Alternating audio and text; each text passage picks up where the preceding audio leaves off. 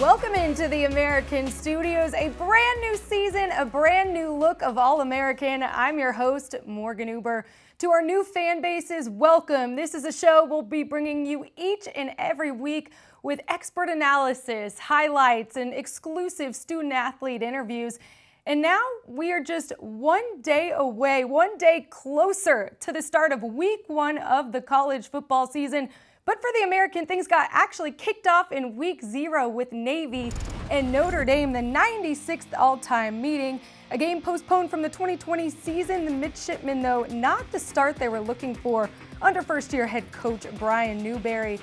13 of the 14 American teams will be in action this weekend, 2 kicking off the season under the lights on Thursday with new head coaches, including Trent Dilfer for UAB, and a big-time showdown in the Lone Star State. UTSA at Houston, a 2-point game a season ago, ended in triple overtime last year. Certainly one that we're looking forward to. And here to break things down with us all season long, and this week it's the former Rice QB, ESPN Analyst Taylor McHargue. Taylor, great to be back with you here for season 2. These past 8 months flew by. Excited to have you. Thank you guys for having me back. Looking forward to this season, looking forward to the new faces and teams that we have in this conference, and that's going to be a fun season. For Navy Notre Dame, week 0, not the start they were looking for with head coach Brian Newberry. This was a program that stressed, fast starts. They had lost the 3 season openers in years past. What did you see from the midshipmen here, what they can take maybe moving forward to progress throughout the season?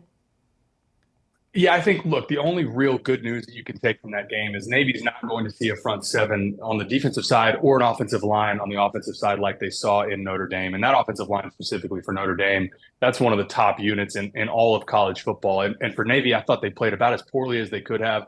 Ty Lavatai, I think, is going to improve. There were some open shot plays that he missed.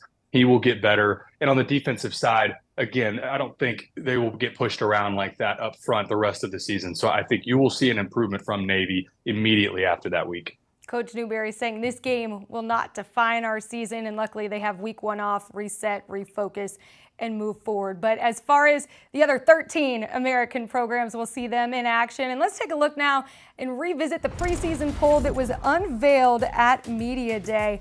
The top 2 teams, the American having the only conference with conference champs from last season, 2 conference champs, Tulane for the American and UTSA for Conference USA.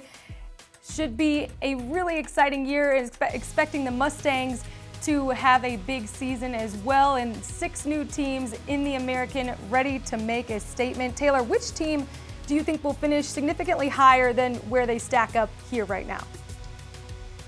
Yeah, I think about Temple, and they're in that bottom half in that poll that you see right there. That's a group that, to me, I think you could have them all the way up closer to where Florida Atlantic and Memphis are right now. We had them a few times in the back half of the season, and E.J. Warner at quarterback, they really got better as the season went along, picked off a couple big wins under that Stan Drayton team. And I've just bought into Stan Drayton and what his staff built in year 1.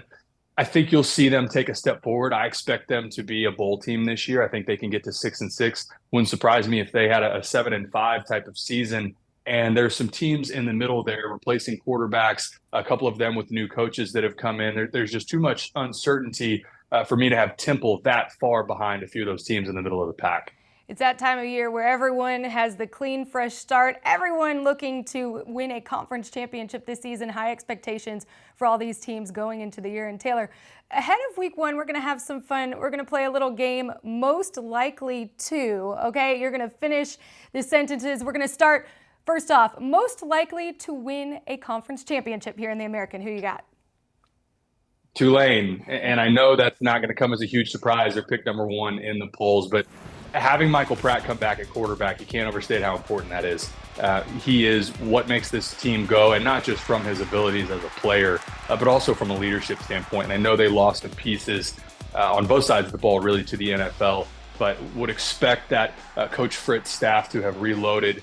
And again, with Michael Pratt at quarterback, I expect them to be right there at the end. I think you see where they're at, not only in the American poll, but also in the top 25 poll and the press that they've gotten around the country. I think that's all warranted and deserved. previously an underdog, the Green Wave. Now they have to deal with the pressure of being the favorite. So it will be interesting to see how the team can handle that. And they were arguably the biggest surprise team, not just in this conference, but in the entire country. So now we shift gears, most likely to surprise everyone here this season. Who you got? Yeah, I'm going back to Temple, and I just touched on them a second ago, but I think that's a team that a lot of people don't have slated to accomplish much. It's a team in years past that you don't expect to see them in the postseason. But I am a believer in E.J. Warner. I'm a believer in Stan Drayton, their head coach, and would expect them to take that next step forward and get to bowl eligibility. And there's a couple opportunities for them early in the season to really show what they're made of. I thought, like we just touched on, I thought they were too low in the preseason poll.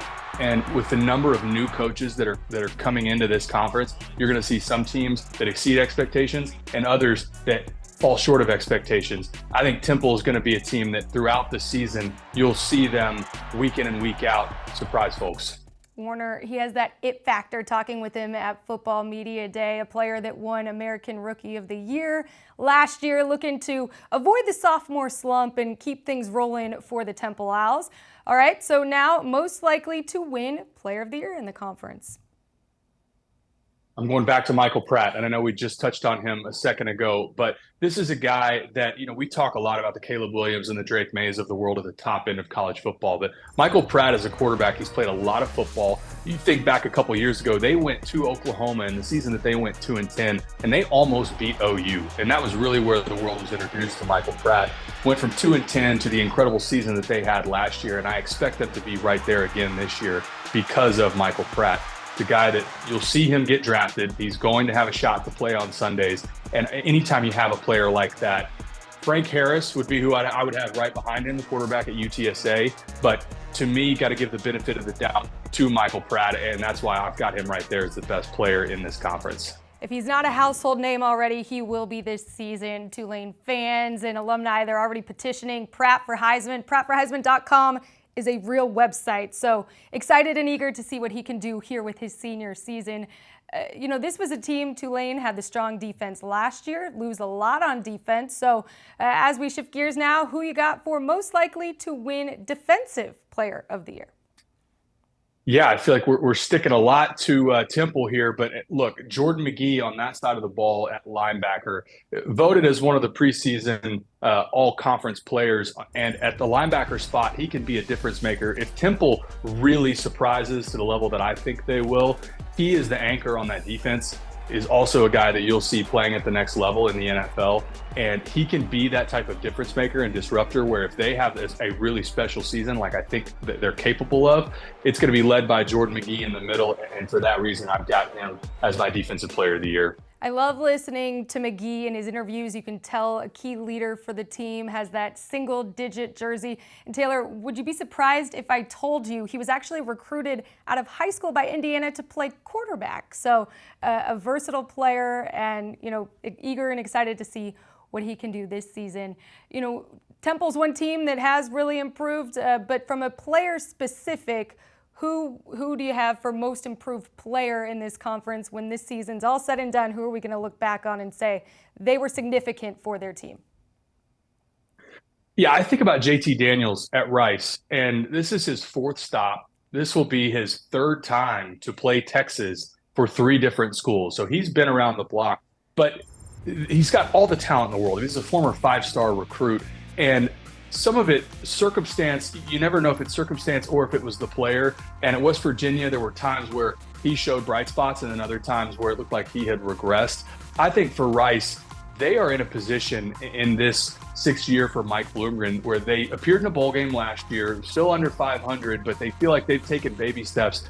In order for them to take a real step forward and get to bowl eligibility in their first year in the American, it's going to depend on JT Daniels. And I think he has that capability. We'll get a test, like I mentioned a second ago. They will get a test in week 1, and we'll get a chance to see them against Texas and then immediately host Houston right after that. So we're going to get a real good understanding of just how good he is and what impact he will bring to the Owls early in the season. Seeing a trend with quarterbacks as a former quarterback yourself, but Daniels, yeah, fourth time's a charm. Mike Bloomgren said he recognized he was a generational talent when he recruited him at age 14. So he does have that it factor. Curious to see what he can look like in Rice's system here this year. Taylor, non-conference play, a lot of big games here for a lot of these teams. When you look at, most likely to pull off some really big wins, which ones are circled for American teams that you got taking home the W? You touched on one of them at the top, and that's UTSA going to Houston. They're actually a road favorite in that game. But if we think back to last year, that Clayton Tune-led offense from Houston, they went into the Alamo Dome, and it had to go to overtime for Houston to end up coming out with a win. Now UTSA goes on the road. They have the veteran quarterback in Frank Harris. And I think you see the comments this week from Jeff Traylor on, hey, we don't need to buy into us being a road favorite. This is a Houston team that's won a lot of games. But I think people have UTSA as the favorite for a reason. I have them as a team that you probably could have had ranked in the top 25 going into the preseason. But certainly if they go on the road and get a win in week 1 at Houston, I think you really start to get buzz for them as a top 25 team. Taylor, one team we haven't mentioned at all, the SMU Mustangs. This is a team that hasn't played or hosted the American Conference Championship, but I really could see them playing in that game when everything's said and done this season. They have a challenging non-conference schedule to get them ready for the conference slate. 2 games I'm keeping my eye on. Week 2, SMU will go to number 20, Oklahoma. Then week 4, they'll go to number 17, TCU. I could see them taking one of those 2 games. And another team that I'm keeping my eye on in week 4, the Memphis Tigers versus the Missouri Tigers. That game played at a neutral site in St. Louis. Going to go against my alma mater here. I got the Memphis Tigers potentially in that one, but circling back to the Mustangs, curious what you're looking forward to and why you think they could make a deep run here this year. Yeah, I've been really impressed with what Rhett Lashley, their head coach, has built in a pretty short time, and also through the transfer portal. Some of the names that he brought in this season, I think, will be impact players. We also, as a unit last year, we had them against Tulsa, and Preston Stone came in when Tanner Mordecai was banged up, and Preston Stone played really well early in the first half. Now, he went down with a broken collarbone, but we didn't see him for the second half. But I actually think they may have upgraded at quarterback with Preston Stone. I think there's a reason that it came down in his recruitment to his finalists were SMU and Texas. So he's that type of player. And I think, again, the impact that he'll have at the quarterback position, that's a team that preseason polls have them in the 3 spot. I totally agree with you. I think that's a team that you could very easily see winning this conference. Stone will make his debut as a full-time starter this Saturday, week 1. The Mustangs hosting Louisiana Tech, one of the games on Saturday that really opens up the season, as well as you're going to want to keep your eye on the East Carolina Pirates traveling to the Big House, taking on number 2 Michigan. That game at 12 p.m. Eastern. And later in the day, Rice at Texas, a monster matchup in the Lone Star State. High expectations this year for the Longhorns. Also in Texas, Cal will be traveling east to play at North Texas, one of the new teams here in the American this season. That game at 4 p.m. Eastern. And later on in the evening, of course, we've touched on the Roadrunners at the Cougars, a matchup that we are all keeping our eyes on. Could have some big implications for UTSA here moving forward to set things off and get things going on the right foot to start the season. And the reigning conference champs, Tulane, taking on South Alabama to cap things off here in the American slate. But Taylor, you this weekend will be on Thursday in Birmingham for Trent Dilfer's debut. UAB hosting North Carolina A&T. What's the biggest storyline here that you're looking at for this game? I think a lot of times we try to focus on the players for obvious reasons, but I think the storyline for this opener is the coaching staff. And it's not just Trent Dilfer. Alex Mortensen, the new offensive coordinator for UAB, has never called plays before. He was an assistant at Alabama under Nick Saban and hadn't been there a long time, and goes from an assistant to a play caller and an offensive coordinator at UAB. And so there's just the way that he's put his staff together, meaning Trent Dilfer, is just a little bit unique. It's different from what we normally see, and different's not always bad. Jacob Zeno at quarterback for UAB is also a player to watch. He's a Baylor transfer. He played some last year, had over 300 yards passing against UTSA. And it's a guy that they feel like, look, there's a lot of talent here. And if he can take a step forward in this year one under Trent Dilfer, he can be a special player. But I've really got my eyes on this staff and how do they manage in-game situations. What's the difference for Trent Dilfer from high school coaching, where he was at Lipscomb Academy in Tennessee, to college coaching, situational awareness, all of these things from a coach's perspective. That's really what I have my eye on, especially early in the game. Taylor, looking forward to hearing you on the call on Thursday night and having you with us each and every week to break down the biggest matchups in the American. We can't wait. Thanks so much. Awesome. Thanks, Morgan.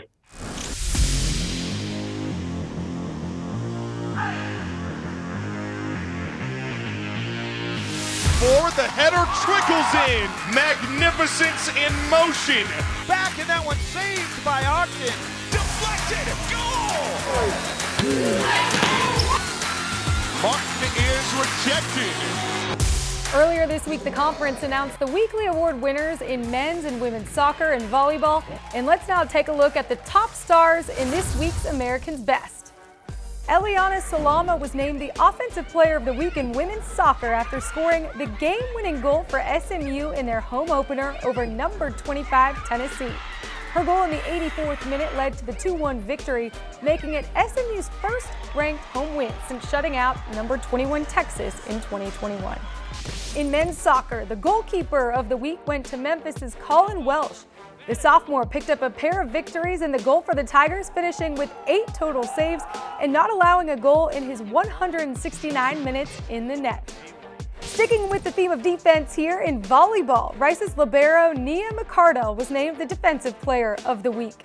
The senior helped the 23rd ranked Owls begin the season with a pair of wins, including a sweep over then number 22 ranked USC.